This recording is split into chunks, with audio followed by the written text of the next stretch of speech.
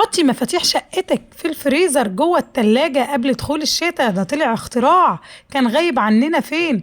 الفكرة دي جميلة جدا، معظم الستات ما تعرفهاش، هتعجبك قوي يا قمر. هتقولي يا ريتني كنت اعرف الفكرة دي من زمان، ده عمرنا واحنا ما نعرفهاش. الفكرة دي تحفة جدا هتعجبك. لايك من ايديك الحلوة يا قمر لو ناسية اللايك، وتعالي اقولك ليه احنا هنضيف المفاتيح جوه فريزر التلاجة. يلا لايك من ايديك الحلوة. هتجيبي المفاتيح من باب شقتك وتضيفيها في الفريزر، وهتعرفي سر محدش يعرفه. عايزة اقولك الوصفة بتاعت النهاردة او الاختراع ده ما حصلش، هيبهرك جدا. تعالي يا قمر هاتي مفاتيح شقتك وضيفيها جوه الفريزر وتعالي ورايا. مبدئيا هننضف البوتاجاز بتاعنا، تابع الفيديو للنهاية عشان تعرفي الفكرة بتاعة المفاتيح، هتبهرك جدا جدا. مبدئيا ده البوتاجاز بتاعنا، طبعا مش هجيب لكم بوتاجاز نظيف وانضفه، تمام، لازم البوتاجاز يكون متوسخ او متسخ بالشكل ده. شلت بقى ايه الحوامل بتاع البوتاجاز، وابتديت ان انا اجيب قماشة ناشفة كده واشيل اي حاجة خشنة فوق البوتاجاز، تمام كده. وبعد كده دي ميه عاديه، تمام، شويه ميه عاديه جدا من الحنفيه ضفتهم كده على وش البوتاجاز. وبعد كده هجيب ازازه الخل واضيف برضو حوالي معلقتين 3 كده من الخل على البوتاجاز كله كده. ومعانا سلكه المواعين بتاعتنا وصابون المواعين السايل اللي كلنا بنستخدمه، تمام، سايل بقى جايباه جاهز زي ما انت عايزه. انا جايباه اللي هو السايب ده، صابون مواعين سايب بيتباع سايب كده.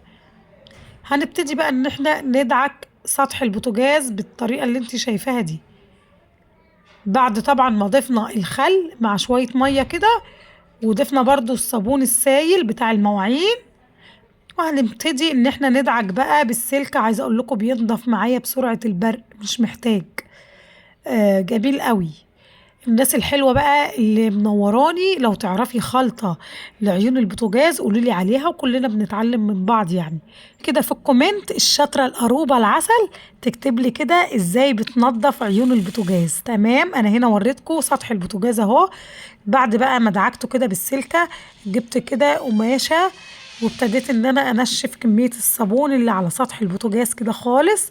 وبعد كده جبت قماشة تانية، طبعا القماشة دي كانت مبلولة مية بسيط كده عشان امسح سطح البوتاجاز كده وانشفه من المية كده. نشفت بقى سطح البوتاجاز زي ما احنا شايفين، تمام كده، ما شاء الله بقى نضيف معايا.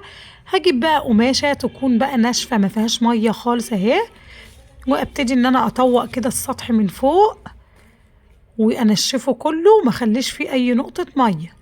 بعد كده هرجع بقى الحوامل بتاعتنا تاني، والبوتاجاز رجع جديد تاني. ويلا يا قمر لايك من ايديك الحلوة، وتعالي بقى نشوف مع بعض الفكرة بتاعة المفاتيح. هتجيبي بقى مفاتيح شقتك كده، وعايزة اقولك الفكرة دي حلوة جدا جدا جدا في الشتاء، ما شاء الله يعني. هتجيبي بقى مفاتيح شقتك وتضيفيها جوه الفريزر، ويفضل يكون ازازة المية بقى دي تكون متلجة، تكون تلجة، انا لسه ضايفاها ما لحقتش تتلج، تمام كده.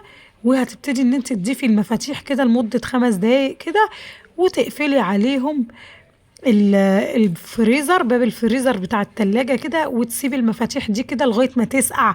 تيجي تمسكيها في ايدك كده تبقى ساقعة تماما، لازم المفاتيح تبقى ساقعة.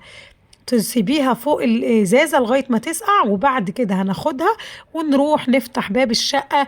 معظم الناس او معظمنا بنيجي نفتح باب الشقه، وخصوصا بيبقى في الشتاء بتلاقي المفتاح قافش كده ومش بيرضى يفتح معانا، وتشد جامد حتى الباب بيتخلع مننا. لكن الفكره دي تحفه جدا، هتخلي المفتاح يفتح معاكي بسرعه ومش هيبقى قافش ولا حاجه، جربوها.